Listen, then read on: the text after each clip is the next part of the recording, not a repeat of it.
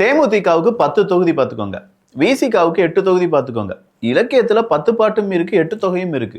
10 பாட்டு 8 தொகை எந்த அளவுக்கு முக்கியமோ அந்த அளவுக்கு விசிகாவும் தேமுதிகவும் வெற்றி பெற வேண்டும் அப்படின்னு சொல்லி துரந்தர் பிரேமலதா அவர்களுக்காக இன்னைக்கு வாக்குகளை சேகரித்தார் திருமாவளவன் அவர்கள். அதுலதான் தலித் விக்டிம் கார்டை எடுத்து வீசியிருக்காரு அப்படிங்கிறத நம்ம பார்த்தோம். ஆனா தலித் இளைஞர்கள் அவ்வளோ பெரிய ஒரு மாற்றத்துக்காக காத்திருக்காங்க. ஏன்னா இவ்வளவு நாள் விசிகா திமுகவினுடைய வெறும் அடிமை கட்சியாக தான் இருந்தது அப்படிங்கறது உணர ஆரம்பித்தவர்கள் இன்னைக்கு விசிகாவுக்கு தாவி இருக்கிறதுனால எப்ப பார்த்தாலும் திருமாவளவர்கள் பேசுற போது எல்லாமே விசில் அடிப்பவர்களுக்கு சட்டசபையில இடம் வேண்டாம், அவங்க சினிமாவிலேயே இருக்கட்டும், விசில் அடிக்கிறவங்களுக்கு நீங்க என்னவும் ஓட்டு போடாதீங்க அப்படின்னு சொல்லிட்டு இருக்காங்க.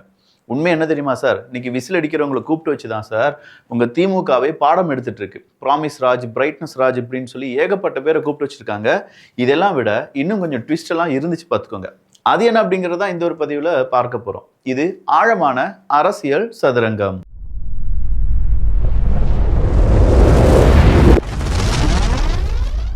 உதயநிதி ஸ்டாலின் அவர்கள் இருந்து நாம இந்த பிரச்சாரத்தை தொடங்கணும். ஐயோ பிரச்சாரம் நான் சொன்னேன், இல்ல இந்த வீடியோவை தொடங்கணும். இந்த வீடியோ என்ன சொல்லுது அப்படின்னா, கடந்த 5 வருடங்கள்ல திமுக என்னென்ன சாதனைகள் செய்திருந்தார்கள் அப்படிங்கிறத கேட்டுதான் திமுக பிரச்சாரம் செய்திருக்க வேண்டும். அப்படி செய்திருந்தால் மட்டும்தான் அந்த கட்சி மக்களுக்காக நல்லது செஞ்சிருக்காங்க அப்படிங்கிறது அர்த்தம்.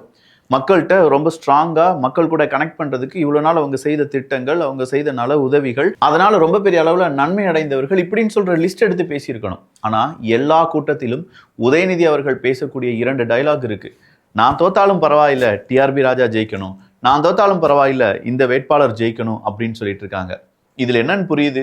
ஒருவேளை உதயநிதி ஸ்டாலின் அவர்களுக்கு கான்பிடென்ட் இல்லையோ என்னவோ, கான்பிடென்டா இருங்க வெற்றி நிச்சயம் அப்படின்னு சொன்னவர் இன்னைக்கு உதயநிதி ஸ்டாலின் அவர்களுடைய தூக்கத்தையும் கெடுத்திருக்காரோ என்னவோ. சரி, அதை கூட விட்டுடலாமே. உதயநிதி ஸ்டாலின் அவர்கள் ஏதோ பெரும் மனசுல பெரிய மனசுடன் சொல்றாரு அப்படின்னு சொல்லி விட்டுடலாம். ஆனா இன்னொரு விஷயத்த சொல்வார். டேபிளுக்கு அடியில ஊர்ந்து வந்தாரு, படுத்து வந்தாரு, அப்படியே படுத்துட்டாரு அப்படின்னு சொல்ற புகைப்படத்தை எல்லா இடங்களிலும் பேசிக்கிட்டு இருக்காரு. வேற எதுவுமே இல்லையா மிஸ்டர் உதயநிதி ஸ்டாலின் அவர்களே அப்படின்னு சொல்லி கேட்குற அளவுக்கு மக்களே அதை பார்த்து என்ன செஞ்சிட்டாங்கன்னா, சி இந்த பழம் புழிக்குமப்பா அப்படின்னு சொல்லிட்டு போயிட்டே இருக்காங்க. ஏன்னா போன தடவை நீங்க ஒரு முட்டையும் ஒரு செங்கலையும் கொண்டு வந்தீங்க, இந்த தடவை உங்களுக்கு ஒரு முட்டைச்சூனியம் வச்சிருக்காங்க எல்லாரும் சேர்ந்து. அது என்னன்னா பொய்யழகன் அப்படின்னு சொல்லி பிஜேபி ஒரு வீடியோவை வெளியில விட்டுருக்காங்க. அந்த வீடியோவை கொஞ்சம் பாருங்களேன். திராவிட முன்னேற்ற கழகம் ஆட்சி வந்துச்சுன்னா 100% தமிழ்நாட்டில இருந்து நான் நீட் தேர்வை அடியோட ஒழிச்சு கட்டுவேன். அதுல உதயநிதி ஸ்டாலின் அவர்கள் என்ன வாக்குறுதி கொடுத்திருக்காரு, எப்படி கொடுத்திருக்காரு, எவ்வளவு கான்பிடென்டா கொடுத்திருக்காரு, அப்படி கான்பிடென்டா கொடுத்த வாக்குறுதியை இன்னைக்கு எவ்வளவு லாபமா அது இல்லைங்க அப்படின்னு சொல்லிட்டு போயிட்டு இருக்காரு அப்படிங்கிறத நீங்களே புரிந்து கொள்வீர்கள். அதே மாதிரி மாணவர்களுடைய கல்வி கடன் அதையும் தள்ளுபடி பண்றேன்னு தலைவர் வாக்குறுதி கொடுத்திருக்காரு. சோ எடப்பாடி பழனிசாமி அவர்கள் படுத்து வந்தாரா இல்ல தவழ்ந்து வந்தாரா அப்படிங்கிறதுலாம் எங்களுக்கு தெரியாதுங்க. ஆனா நீங்க உங்களுடைய பிறப்பால் நீங்க கலைஞர் குடும்பம் அப்படிங்கிறதுனாலதான் இங்க துணை முதலமைச்சரா இருக்கீங்க அப்படிங்கிறது எங்களுக்கு நல்லாவே தெரியும்னு சொல்லி ஏகப்பட்ட பேர் உதயநிதி ஸ்டாலின் அவர்களை சுமார் லெப்ட் ரைட்னு சொல்லி கேள்விகளா கேட்டுட்டு இருக்காங்க. ஏன்னா என்னுடைய குடும்பத்திலிருந்து யாரும் அரசியலுக்கு வரமாட்டார்கள் அப்படின்னு சொல்லி நம்ம ஸ்டாலின் ஐயா சொல்லியிருந்தார். அந்த வீடியோ இருக்கு. எங்க நான்லாம் அரசியலுக்கு வரப்போறேன்னா என்னை விட ரொம்ப பெரிய அளவுல சீனியர்ஸ்லாம் இருக்காங்க, அவங்க பார்த்துக்கிடுவாங்க, எனக்கு அரசியல் வராது அப்படின்னு சொல்லி உதயநிதி அவர்கள் சொன்னதும், அதே உதயநிதி ஸ்டாலின் அவர்கள் எனக்கு அமைச்சர் பதவிலாம் வேணாங்க, எனக்கு துணை முதலமைச்சர் பதவி அதெல்லாம் இல்லைங்க, பெரிய மனுஷங்க இருக்காங்க அப்படி சொல்லியே அமைச்சராகி துணை முதலமைச்சராகி அடுத்ததா முதலமைச்சர் ஆகக்கூடிய கேண்டிடேட் லிஸ்ட்ல நீங்க தான் ஃபர்ஸ்ட் இருக்கீங்க, நீங்க தான் ஃபர்ஸ்ட் அண்ட் லாஸ்டா இருக்கீங்க, வேற யாருமே இல்லை, அது வேற விஷயம். ஆனா அது குடும்ப ப்ராப்பர்ட்டியா மாறிடுச்சு பாத்தீங்களா அப்படிங்கிற இந்த ஒரு விமர்சனம் வரை நீங்கள் தாங்கித்தான் ஆக வேண்டும். ஸோ உதயநிதி ஸ்டாலின் அவர்களை அட்டாக் பண்றதற்காக எடப்பாடி பழனிசாமி அவர்கள் என்ன போட்டோ எடுத்திருக்காரு அப்படின்னு பார்த்தா, ஆனா இந்த அளவுக்கு கேவலமா வேற எந்த முதலமைச்சரும் எந்த மாநில முதலமைச்சரும் இருந்திருக்க மாட்டாங்க அப்படின்னு சொல்லி எடப்பாடி பழனிசாமி அவர்கள் கூறுகிறார்கள். அது என்ன, எப்பா இந்த மாதிரி ஒரு கிரிக்கெட் நடந்துச்சு, அதுல நாம ஜெயிச்சிட்டோம், இதோ அதனுடைய வேர்ல்டு கப் அப்படின்னு சொல்லி ஒருத்தர் போய் போட்டோ எடுத்துட்டு வந்தாரு பாருங்க. ஐயா அதை மறந்துருக்க மாட்டீங்களே யாரும்? மறந்துருந்தீங்கன்னா இந்த போட்டோ பாருங்க மக்கா. அந்த போட்டோல உதயநிதி ஸ்டாலின் அவர்களும் இருப்பாங்க, அந்த பக்கமா நம்ம ஸ்டாலின் அவர்களும் இருப்பாங்க. 2 பேர்ட்டையுமே அவர் என்ன கொடுத்திருப்பார், ஒரு கோப்பையை கொடுத்து போட்டோ எடுத்திருப்பார். ஆனா உண்மை என்ன தெரியுமா, அப்படி ஒரு கிரிக்கெட் மேட்சே நடக்கல, அவர் கிரிக்கெட்டுக்கான கேப்டனும் கிடையாது. போலியான இந்த பாத்திர கடையில வடிவேலு ஐயா பேர போடு அப்படின்னு சொல்லி எழுதி வாங்கிடுவார் பாருங்க, அப்படி ஒரு கோப்பையை கொண்டு வந்து 2 பேரையுமே ஏமாத்தி 2 பேருக்கு நடுவில் இருக்கக்கூடிய ஏகப்பட்ட அஜால் குஜால்கள்லாம் ஏமாத்தி, ஏன்னா நேரடியாக துணை முதலமைச்சர் நம்மளால பார்க்க முடியாது. ஏகப்பட்ட நபர்கள் இருப்பாங்க நடுவில், அவங்க கிட்டலாம் பேசி எல்லாரும் ஏமாத்திருக்காரே. இதுதான் பொம்மை முதலமைச்சர் அப்படின்னு சொல்லி பொம்மை அப்படிங்கிற ஒரு வார்த்தையை இப்போ டேக் பண்ண ஆரம்பிச்சிருக்காங்க. இவர் மட்டும் கிடையாது, எடப்பாடி பழனிசாமி அவர்கள் மட்டும் கிடையாது, அண்ணாமலை அவர்கள் முதலமைச்சர் மு.க. ஸ்டாலின் அவர்களை அவருக்கு காலையில யாராவது கீ கொடுப்பாங்க, ஒரு பொம்மைக்கு தானே கீ கொடுப்பாங்க, அதனால இவரை கீ கொடுப்பாங்க. காலையில ஹிந்தின்னு சொல்லுவாரு, மதியம் டெல்லின்னு சொல்லுவாரு, இரவு மோடி அரசு வஞ்சிக்கிறது அப்படின்னு சொல்லுவார். இது 3 இல்லைன்னா மு.க. ஸ்டாலின் அவர்கள் வேற எதுவுமே பேச மாட்டார் அப்படின்னு சொல்லி அண்ணாமலை அவர்கள் சொன்ன வீடியோ ரொம்ப பெரிய அளவுல வைரல். திட்டம் போட்டு திருடுற கூட்டம் திருடி கொண்டே இருக்குது. இந்த பாடலை எடப்பாடி பழனிசாமி அவர்கள் இன்னைக்கு பாடி காண்பித்தார். என்னையா எல்லாருமே சினிமா பக்கம் திரும்பிக்கிட்டீங்களே அப்படின்னு கேட்டா, எஸ், காரணம் இருக்கு. நான் பாட்டுக்கு மாணிக்கமா வாழ்ந்துட்டு இருந்தேன். ஆனா இந்த டீலிமிட்டேஷன் அப்படிங்கிற அந்த ஒரு மசோதாவை கொண்டு வந்து எங்களை பாட்ஷாவா மாத்திட்டாங்க. இந்த டைலாக பேசுனது மு.க. ஸ்டாலின் அவர்கள். சூப்பர் ஸ்டாரு யாருன்னு கேட்டா சின்ன குழந்தையும் சொல்லும், அது திமுகவினுடைய தேர்தல் வாக்குறுதி தானே. அதுவும் யார் பாடினாங்க? மு.க. ஸ்டாலின் அவர்கள் பாடினாங்க. இவங்கெல்லாம் இவ்வளோ பாட்டு பாடுறாங்களே, அப்போ நான் ஏன் பாட்டு பாடக்கூடாது அப்படின்னு சொல்லி தான் அந்த பாட்டினுடைய ஒரு வரியை சொல்லியிருக்கிறார் எடப்பாடி பழனிசாமி அவர்கள். இங்கே திட்டம் போட்டு திருடுற கூட்டம் திருடிக்கொண்டே இருக்கிறது, அதை சட்டம் போட்டு தடுக்கிற கூட்டம் தடுத்து கொண்டே இருக்கிறது அப்படின்னு சொல்றது எம்ஜிஆர் காலத்திலிருந்தே இப்போ வரை இருக்கே. நாமெல்லாம் என்னைக்கு திருந்த போகிறோம், நாமெல்லாம் என்னைக்கு பணக்காரன் ஆக போகிறோம், நாமெல்லாம் தமிழ்நாட்டில் தலை நிமிர்ந்து என்னைக்கா நடக்க போகிறோம். ஆனால் வாசகங்கள் மட்டும் இருக்கே, தமிழ்நாடை தலைகுனிய விட மாட்டேன். சார், இந்த சாப்பர் சாதிக்கு கண்ணுக்குட்டி இன்னும் ஏகப்பட்ட பேர் இருக்காங்க, வேற ஒன்றுமே கிடையாதுங்க. இன்னைக்கு விருதுநகர் பக்கத்தில் ஒரு பட்டாசு தொழிற்சாலை வெடித்து செதறி 23 பேர் இறந்துட்டாங்க. இதே மாதிரி போன ஆட்சியில் சாத்தூரில் ஒரு பட்டாசு வெடி விபத்து அப்படிங்கிறது நடக்குது. அப்போ இதே மு.க. ஸ்டாலின் அவர்கள் ஒரு ட்வீட் போட்டிருக்காரு, அன்றாடம் நடக்கக்கூடிய இந்த நிகழ்வுகளை நம்முடைய முதலமைச்சர் எடப்பாடி பழனிசாமி அவர்கள் தெரிந்து கொள்ள மாட்டாரா, அவர் என்ன செஞ்சிட்டு இருக்காரு அப்படின்னு சொல்லி. இன்னைக்கு நாம கேட்குறோம், மு.க. ஸ்டாலின் அவர்களை நீங்க தெரிஞ்சுக்கிட மாட்டீங்களா? அவங்களுக்கான இழப்பீடுகள் என்ன?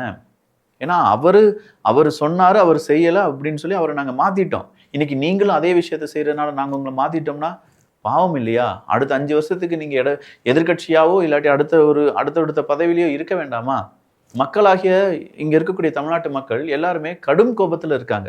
என்ன கோபம் அப்படின்னா, நீங்க எதுவுமே சரியா செய்யலைங்கிற கோபம் தான். இன்னைக்கு சூப்பர் 6 அப்படின்னு சொல்லி சென்னைக்கு ஒரு சூப்பரான திட்டத்தை அறிவிச்சிங்கல்ல, 4000 கோடி எங்க அப்படிங்கிறது மக்கள் இன்னைக்கும் கேட்டுட்டு இருக்கக்கூடிய கேள்வி.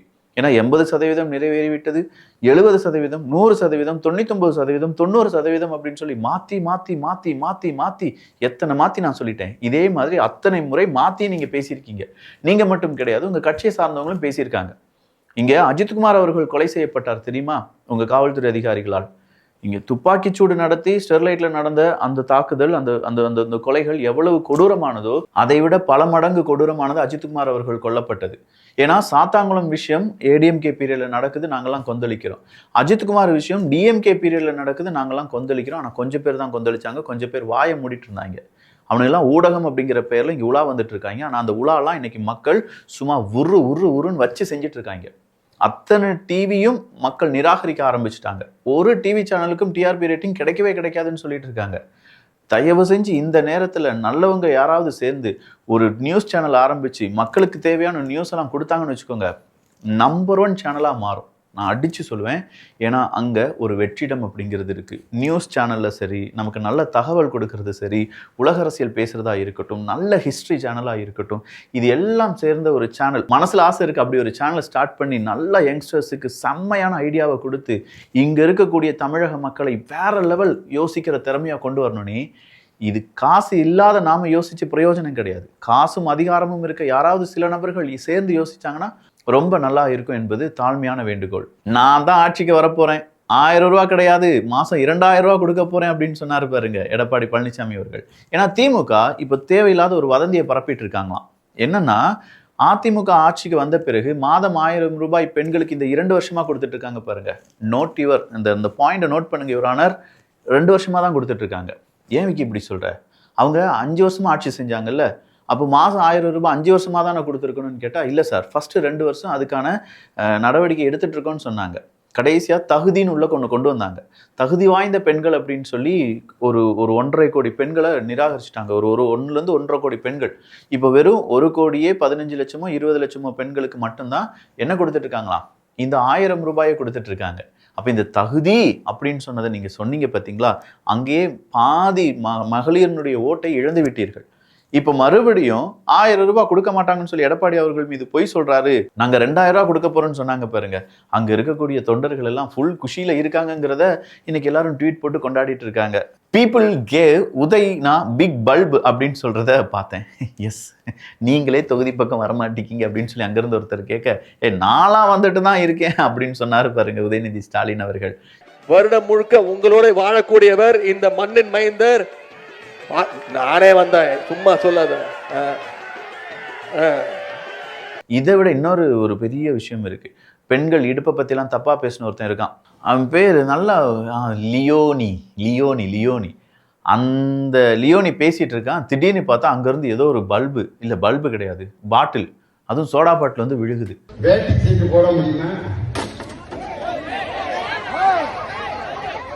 யார் யாது அப்படின்னு சொல்லி கீழே இருக்கிறவங்களாம் கெட்ட வார்த்தை திட்டிட்டு இருக்காங்க. லியோனி அவர்களே, ஏன்னா லியோனி அவர்களை பற்றிலாம் இப்படி சொல்கிறதுக்கான காரணம் இருக்குது. அவர் மேலே நல்ல நம்பிக்கை வச்சுருந்தேன். ஒரு சூப்பரான மனுஷன். ஏன்னா அவ்வளோ சூப்பராக அவருடைய ஒவ்வொரு பட்டிமன்றத்தெல்லாம் பார்க்கும்போது சிரிச்சுக்கிட்டே இருக்கிற மாதிரி இருக்கும். ஆனால் அதன் பிறகுதானே தெரிஞ்சு இவங்களுடைய யோக்கியம் என்ன அப்படின்னு சொல்லி, யோக்கிய சிகாமணிகள் சத்யராஜ், பிரகாஷ்ராஜ், இந்த லியோனி, அடுத்ததான் நீ யார் வரப்போகிறாங்க க்யூவில் அப்படின்னு சொல்லி ஏகப்பட்ட பேர் பார்த்துட்டு இருக்கோம். அதை விட ரொம்ப கொடுமை என்ன தெரியுமா, ஆண்டவர் தான். ஐயா, இந்த மணல் கொள்ளை அப்படின்னு சொன்னீங்களே, இன்னைக்கு செந்தில் பாலாஜி அவர்களுக்கு ஆதரவாக கமலஹாசன் அவர்கள் ஓட்டு கேட்கிறார். ஆனால் இதே கமலஹாசன் அவர்கள் ஒரு 4-5 வருஷத்துக்கு முன்னாடி ஒரு ட்வீட்டை போட்டிருந்தார். தேர்தலில் வென்ற மறுநிமிடம் ஆற்று மணல் கொள்ளையை துவங்கி விடுவோம் என்கிறார் திமுக வேட்பாளர் செந்தில் பாலாஜி.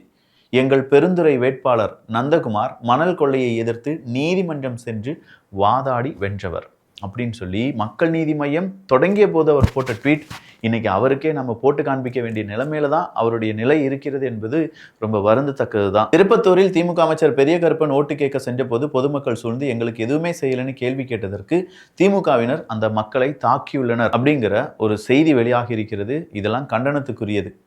ஒத்த சீட்டுக்கு எவ்வளவு மானங்கெட்டு தெரிய வேண்டியதா இருக்கு அப்படிங்கிற ஒரு வீடியோ உங்கள் பார்வைக்காக. ஓவராலா இப்ப இருக்கக்கூடிய அந்த அரசியல் நிகழ்வுகளை மக்கள் எப்படி புரிந்து கொள்ள வேண்டும், அதை எப்படி மடைமாற்றம் செய்யறாங்க, ஏன் மக்களுக்கு இந்த மாதிரியான புரிதலை இங்க இருக்கக்கூடிய ஊடகங்கள் செய்ய மறுக்கிறார்கள் அப்படிங்கிறது எல்லாத்தையுமே புட்டுன்னு நம்ம அரசியல் சதுரங்கத்துல பார்த்துட்டு தான் இருக்கோம். ஸோ இன்னும் ஓரிரு தினங்கள் இருப்பதனால் கொஞ்சம் சூடான சில விஷயங்களை பத்தி பார்க்க போறோம். வாக்குறுதிகள், தோல்வியடைந்த வாக்குறுதிகள், கிரிமினல் வழக்கு யார் மேலெல்லாம் இருக்கு, எந்தெந்த செய்திகளை மறக்க வைத்து விட்டார்கள் அப்படிங்கிறது எல்லாத்தையுமே தொகுத்து வழங்க போகிறோம். அது எல்லாம் அரசியல் சதுரங்கத்தில் வரப்போகுது. என்ன விக்கி கடைசி நேரத்தில் வந்து ட்விஸ்ட் வைக்கிறேன்னு கேட்டால், ட்விஸ்டே இனிமே தாங்க இருக்கு. நல்லதை பகிர்ந்து நல்ல சமுதாயத்தை உருவாக்குவோம். நன்றி, வணக்கம்.